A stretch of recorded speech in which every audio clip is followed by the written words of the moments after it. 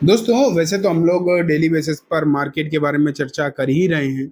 लेकिन आज हम बात करने वाले हैं दोस्तों, एक आईपीओ के बारे में। और अपकमिंग नहीं है, जो चल ही रहा है, जिसे एक दिन हो भी गए हम।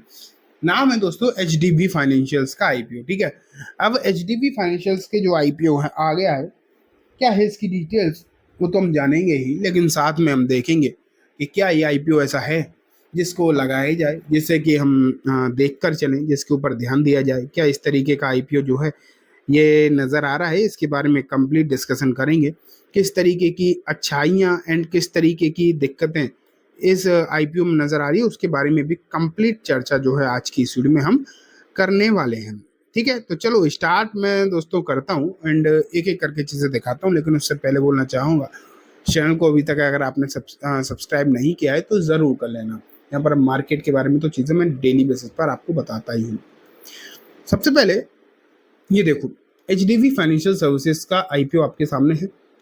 14,800 रुपये का आईपीओ लगेगा और 20 शेयर इसका लॉट है, ये तो आप देख ही लीजिए। फिलहाल इसकी प्रीमियम देख लो, जो कि सबसे ज़्यादा लोग देखते ही हैं, जिसको सबसे ज़्यादा इंटरेस्ट भी लोगों को इसी में होता है। और एक वीडियो में आप देखोगे तो सबसे लास्ट में इसी के बारे में चर्चा करते हैं, लेकिन मैं आपको दिखा देता हूँ जो शुरुआत में ही कि क्या चल रहा है प्रीमियम। एंड प्रीमियम जो चल रहा है ना 8%, ये बहुत कम ही है। कोई बहुत अच्छा प्रीमियम तो डेफिनेटली आप यहाँ पर देखने को आपको मिल नहीं रहा। तो सिचुएशन तो जो अगर देखोगे आप प्रीमियम के तौर पर, तो कोई खास अच्छा देखने को नहीं मिल रहा है। ठीक है। लेकिन अब हम जो है आगे बढ़ते हैं, आगे की और भी मतलब चीज़ों को देखते हैं। उसके लिए ना मैं आपको नेक्स्ट वेबसाइट पर लेकर चलूँगा, यहाँ से सही समझ में आएगा। हाँ, इसके लिए शेयर होल्डिंग कोटा की भी बात करनी है। वैसे तो लोगो देखकर आप बड़े ही आसानी से समझ रहे होंगे, लेकिन हम डिस्कस करेंगे प्रॉपर। 12,500 करोड़ का ये आईपीओ। ठीक है, 12,500 करोड़ का आईपीओ है, जिसमें कि फ्रेश इशू भी है एंड ऑफर फॉर सेल भी है। ठीक है, डिटेल्स देख लेते हैं। 10 रुपए की फेस वैल्यू है। इशू प्राइस बैंड जो इसका है 700 से 740। तो आप ये तो मान के चलिए, इन चीज़ों का कोई मतलब नहीं होता, जो लास्ट वैल्यू है ना वही मायने रखती है। तो 740 रुपये पर शेयर पर ही खुलेगा। और ये तो पता नहीं क्यों लोगों को बेवकूफ़ बनाने के लिए रेंज दे देते हैं। जबकि कुछ शेयर ऐसे आते हैं, जैसे आईपीओ आते हैं जो बिग बिल्डिंग टाइप नहीं होते, जिसमें एक प्रॉपर प्राइस रखी रहती है। तो वही सही है, लोगों को कंफ्यूज ही क्यों कर रहे हो 700 से 740 का नाम देकर। ये 740 ही आप मानो सर। ठीक है। 20 शेयर का लॉट है, ये भी मैंने आपको बताया। इसमें दोनों ही है, fresh capital, offer for sale, सब कुछ है। ये आप यहाँ पर देख ही रहे हो। अब जो है मैं आपको दिखाता हूँ कि डेट वगैरह इसकी 25 जून 2025 इसकी ओपनिंग डेट, मतलब आज ही की डेट है। ओपनिंग जो आज ही स्टार्ट हुआ है, तो पहला दिन तो निकल ही गया। अब रह कितने गए, 26 और 27, 2 दिन बचे हैं। 27 तारीख जो है इसकी आखिरी डेट है। अलॉटमेंट का टेंटेटिव डेट है 30 जून। टेंटेटिव क्या होता है, मतलब पॉसिबिलिटीज हैं इस डेट को आ सकता है, 100% गारंटी नहीं होती। वैसे तो अब किसी भी डेट को 100% गारंटी नहीं होती। डिफेंस इनिशिएट करी जाएंगे 1 जुलाई को। नंबर ऑफ मतलब शेयर जो है डीमेट अकाउंट में क्रेडिट होंगे 1 जुलाई को। लिस्टिंग इसकी जो है टेंटेटिव डेट है 2 जुलाई को, बदल भी सकते हैं, लेकिन फिलहाल जो पॉसिबिलिटीज़ हैं वो 2 जुलाई को ही होगा। अब वैसे भी आईपीओ जो है जल्दी जल्दी काम हो जाता है आईपीओ का। ज़्यादा समय नहीं लेते। पहले आईपीओ में 10-15 दिन का समय लग जाता था पूरी प्रोसेस का, अब इतना ज़्यादा समय लगता नहीं। कट ऑफ टाइमिंग तो आपको पता ही है, 5 बजे का होता है जो टाइमिंग होती है मैंडेट की, वो 5 बजे की होती है। तो ये आपने यहाँ पर देख लिया। अब जो है मैं आपको बाकी की और चीज़ें दिखा देता हूँ। रिटेल ये तो सब मैंने देखा ही दिया, लेकिन अब बात करते हैं सबसे इम्पोर्टेंट बात। कुछ तो ये देखो, शेयर होल्डिंग डेटा में प्रमोटर होल्डिंग प्री इशू 94% और आफ्टर इशू 74% हो जाएगा, लगभग 20% हिस्सेदारी इनकी घट जाएगी।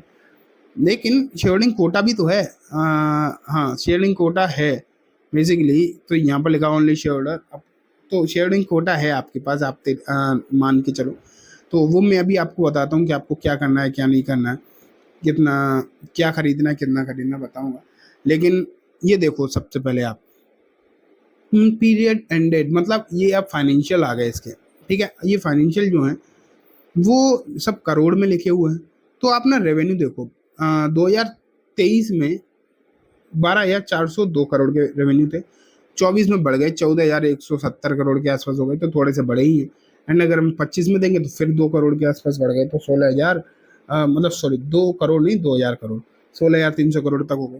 तो रेवेन्यू तो हर साल बढ़ा है तो अच्छा लग रहा है, लेकिन प्रॉफिट भी क्या उस हिसाब से बढ़े हैं। तो 23 में प्रॉफिट थे 1959 करोड़ के, 24 में प्रॉफिट हो गए 2460 करोड़ के।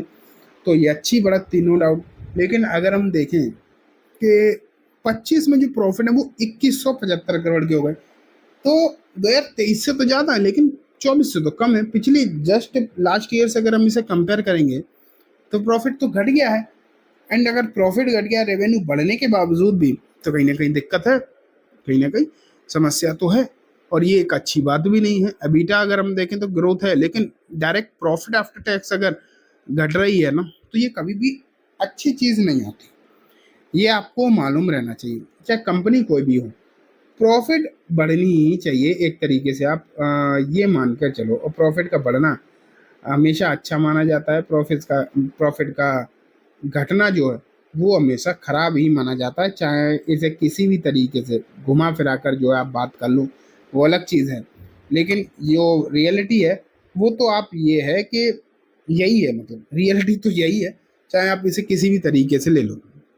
अब अगर हम बाकी आरओई को देखें, 14.7% है डेट टू इक्विटी। बाकी ये तो चलो ठीक है, आरओई परसेंटेज भी कोई बहुत बड़ा नहीं है, एक नॉर्मल सा ही है। ईपीएस अगर देखा है 26 रुपये के आसपास देखने को मिल रहा है। पोस्ट आईपीओ पी रेशियो 28 है। अच्छी बात बस इतने में ये दिखाई दे रही है कि पोस्ट आईपीओ जो पी रेशियो है वो बहुत महंगा नहीं नजर आ रहा। 28 के आसपास का पी रेशियो आज के समय पर 50 से ऊपर ही चल रही है ज़्यादातर कंपनी की, मार्केट कोई बहुत तेज नहीं है। लेकिन पी रेशियो जो इसका है 28 के आसपास है। तो ये बात हो गई। अब बात आती है शेयरहोल्डिंग कोटा वाली बात, कि शेयरहोल्डिंग कोटा के लिए क्या खरीदें, कितना खरीदें। तो क्या खरीदने का तो जो सीधा सीधा आंसर है वो एचडीएफसी बैंक है। ये कंपनी एचडीएफसी बैंक की सब्सिडरी है, ठीक है। लेकिन अब बात आती है कितने खरीदें जो हमें मिल पाएगा। तो इसका सीधा सीधा ये जवाब है कि अगर आपके पास एक शेयर भी है या फिर 1,000 शेयर भी हैं, तो आप बराबर के एलिजिबल हो।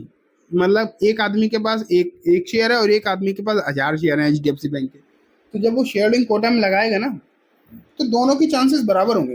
तो आप ये मत सोचो कि आपको कितने शेयर खरीदने हैं, मिनिमम एक शेयर भी आपके पास अगर एचडीएफसी बैंक का है ना, तो आप शेयरहोल्डिंग कोटा के लिए एलिजिबल हो, लगा सकते हो, ठीक है।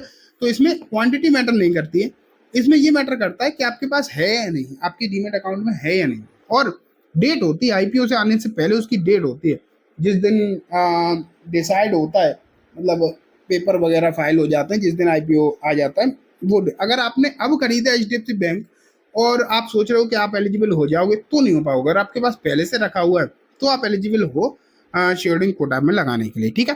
तो मैंने कंप्लीट चीज़ें आपके सामने रख दी हैं, लगाना है नहीं लगाना है वो आपका डिसीजन है। मुझे कोई बहुत ज़्यादा फैसिनेटिंग आईपीओ तो ये लग नहीं रहा, ऐसा तो लग नहीं रहा कि इसमें लगा के कोई बहुत ज़्यादा पैसा बनता हुआ दिख रहा है। ऐसा तो कुछ है नहीं, नॉर्मल सा सादा सा आईपीओ है। कंपनी ठीक है, लेकिन प्रॉफिट उस तरीके से नहीं बढ़ रहे हैं और प्रीमियम भी है नहीं, जिसके लिए अक्सर लोग लगाते हैं, ठीक है। तो चलिए दोस्तों, आज की वीडियो में बस इतना ही। उम्मीद है वीडियो पसंद आई होगी। वीडियो अच्छी लगी है तो इसे लाइक करना, चैनल को भी जरूर सब्सक्राइब करना, जाते थे बेल आइकन दबाना, जिससे कि जब भी मैं कोई नई वीडियो डालूँ आपके पास नोटिफिकेशन आ जाए। एंड दोस्तों, ये वीडियो सिर्फ और सिर्फ एजुकेशन इन्फॉर्मेशन पर्पस है, तो इसे किसी भी तरीके की बाइंग सेलिंग की रिकमेंडेशन के तौर पर बिल्कुल भी ना देखें। Thank you.